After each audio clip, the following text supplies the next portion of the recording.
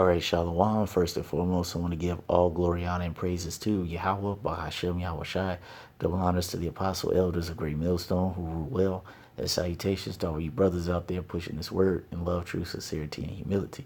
Once again, it's the brother Shatir from the Chicago camp coming back to you with what I hope is another quick and edifying sit down. And this is from Dabu77's channel. And it's in regards to Ohio's farming washout adds to food costs, disaster that looms in the offing. Because if many of you all may know or may not know, the Midwest has been taking a brutal beat down by all these, as society would call, weather anomalies. Okay, and they've been getting beat down to the point where farmers have not been able to plant any crops or harvest any crops. Everything is completely ruined. And as you well know, the Midwest, for a lot of people in the Midwest, farming is their big go-to staple to earn an income or a way of living. And with this being ruined, it's going to put many farmers out of business. All right. And so I'm sure Dabu's going to probably get into that. So we're just going to let this video play. It's about just under 3 minutes. And I'll get some scripture when appropriate. It seems many people out there continue to turn a cheek to the situation that we're facing here in this country, and it's going to catch up to them here at some point. And because people want to be complacent in their ways and not care about what's going on around them, things will catch up, and I'm sure they'll care then, and they'll be asking, why did this happen? While the rest of us out here have been screaming the whole time that you need to have a plan in place. You heard what he said? He said many people are turning a blind eye to this situation. So much to the point where when this thing does hit full circle, all right, when this food crisis reaches its apex, then people are going to be talking about, well, what happened? How did all of this come about? But as I'm sure Dabu 7 is going to get into, it's going to be too late by then. And that reminds me of a scripture in Proverbs 26:13. It says, the slothful man said, there is a lion in the way, a lion in the streets. Meaning that only a very lazy, apathetic man can see danger, know that it's coming, and then just not do anything. Or just disregards it. And that's the American people. All right. These folks are hearing on the news how the Midwest is just getting bombarded with these unusual weather anomalies, as society likes to say. And they're just like, oh, well, that's sad. Or, our prayers are to the farmers, yada, yada, yada. Okay. Not realizing the dire ramifications that such a thing is going to happen in the very near future. Okay, let's let this play some more. You need to prepare for what's coming ahead. When you have farmers 50, 60, 80 years farming, have never seen anything like this, it's worth paying attention to. And it's worth chalking up a plan for survival and trying to find a way to start growing your own goods, your own food. Because if not, around the corner, things are going to really start to lift up in terms of prices. And if it happens in the fall and going into winter, they could literally just keep on rising the prices and rising the prices. And they could continue that all the way into the following year, to the following spring, until the next bit is starting to be planted and the cycle starts all over again. It will be a rough year from here on out. In terms of prices, especially knowing that Minnesota had its fields pummeled, thousands of acres pummeled by hail, lost everything. Ohio, people are shocked that are traveling from Ohio up toward, let's say, Detroit, when they pass through places like Ottawa County, and they say that by the 4th of July, there should be corn in these fields like 4 feet tall. Instead, it's water knee-high in weeds. This is devastating to what's going on here in this country, to our economy. And there looks to be no end in sight, as a lot of these places are saturated, just completely full of water, inundated, so they cannot plant. And we've seen this in some of our own guys' backyards that live up there in Ohio. Not even in the northwestern part, the northeastern part, saturated as well. Not as saturated as this side, but you can see it's causing major problems. And the farming, one of the major things that Ohio has going for it, this is crippling, to say the least. I will leave a link. I'll continue to update as we see and hear of. And there you have it. All right. America is now in a situation that's about to become very dire, and it doesn't even realize it. Okay. Just like Egypt and the world didn't realize the dire famine that was going to take place back then. It's the same thing here in modern day Egypt and the world. A lot of these people do not realize the dire consequences that this weather is going to have on the food industry.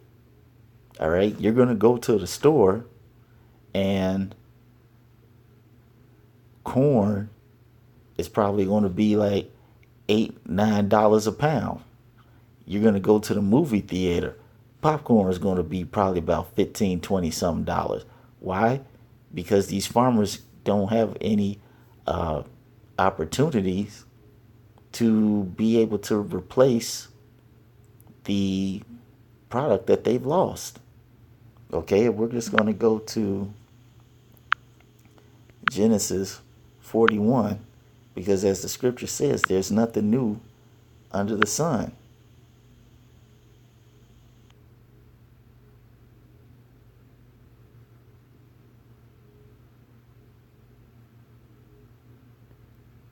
And this is regarding Pharaoh's dream, because when you read in the beginning of this,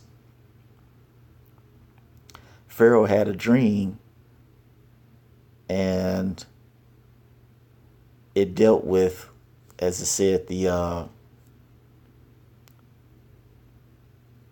fat cow and the skinny cow, and they were all symbolic of certain things. And it's going to give the breakdown later in this story.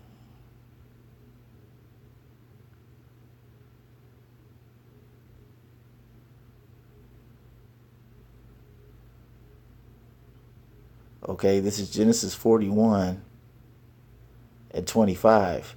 And Joseph said unto Pharaoh, the dream of Pharaoh is one. God has showed Pharaoh what he is about to do. The same thing he's about to do here in America. It says the 7 good kine are 7 years, and the 7 good ears are 7 years. The dream is one. Okay? Meaning that the Lord is going to allow America to have a perfect amount of years where it's able to harvest and plant and grow and make money and prosper and feed people. But now we're getting into that transition point with all these weather anomalies destroying the crops. This transition is going to be very hard for a lot of people. Because as it says in the 27th verse, and the 7 thin and ill-favored kind that came up after them are 7 years, and the 7 empty ears blasted with the east wind shall be 7 years of famine. And that's the time that we're transitioning into. Because I'm sure if many of you all seen, when you go to the store, the prices of certain things have gone up a whole dollar from 2-3 some years ago. Maybe not even that much. And see, as Dabu 7 said, this is going to create a very dire scenario, because now the price of food is going to go up dramatically. So much to the point where people are going to get desperate, and they're going to do very desperate things just to eat. As you read in, what was it, 43 or 47.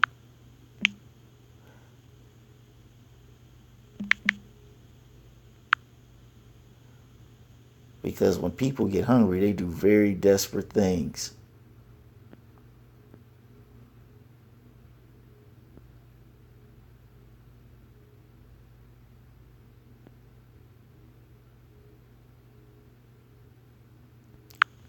I think it's in 47.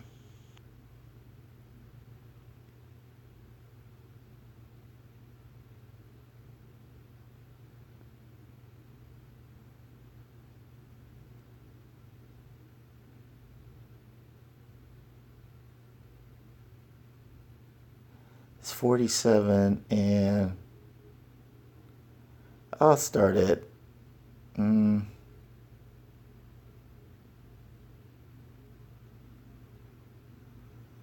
at 13. And it says, "And there was no bread in all the land, for the famine was very sore, so that the land of Egypt and all the land of Canaan fainted by reason of the famine." And that's what's going to happen very soon here in America, or modern day Egypt. Because this weather has completely damaged the entire farming industry. It is no way that the farmers can recoup the cost of this loss. They got loans on machines that cost almost $1 million, I guarantee you. Not only that, you got countries that are no longer buying products from the U.S. because of all these tariffs. Hey, this food is about to skyrocket in price because it's going to be so scarce. And it says that Joseph gathered up all the money that was found in the land of Egypt and in the land of Canaan for the corn which they bought, and Joseph brought the money into Pharaoh's house. And when the money failed in the land of Egypt, meaning that there's going to be a time where the price of produce is going to be so high that money is going to be nothing.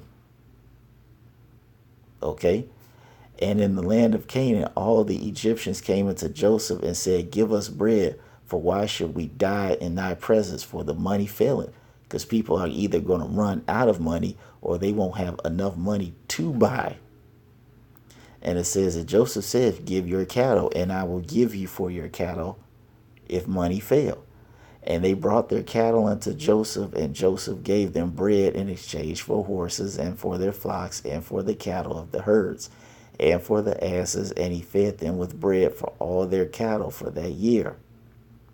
Okay, so when people run out of money, they're going to be selling everything they have. Gold, knives, some of them maybe guns, houses, you name it. They're going to sell it just so they can eat. And it says, when that year was ended, they came unto him the second year and said unto him, "We will not hide it from my Lord, how that our money is spent. My Lord also had our herds of cattle. There is not aught left in thy sight of my Lord, but our bodies and our lands.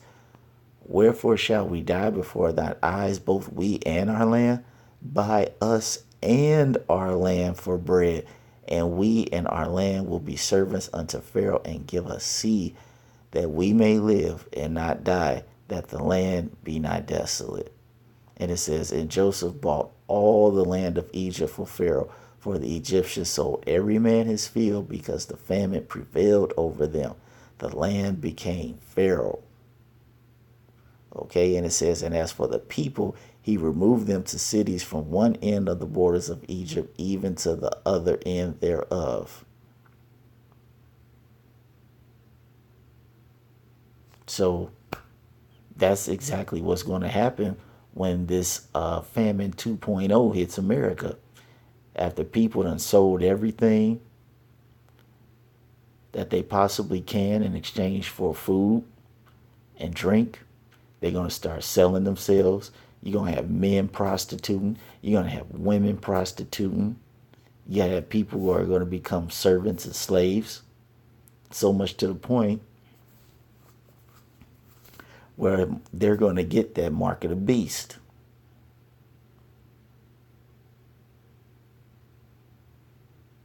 Because when you read in, I believe it's Genesis 41, how it said the people cried to Pharaoh, they cried to Egypt, which a lot of people are going to do. They're going to cry to the government to help them out when they feel that they can't help themselves anymore. And they're going to do whatever it takes to feed themselves, to feed their woman, their husband, their children, their grandparents. It don't matter who it is. They're going to do whatever it takes.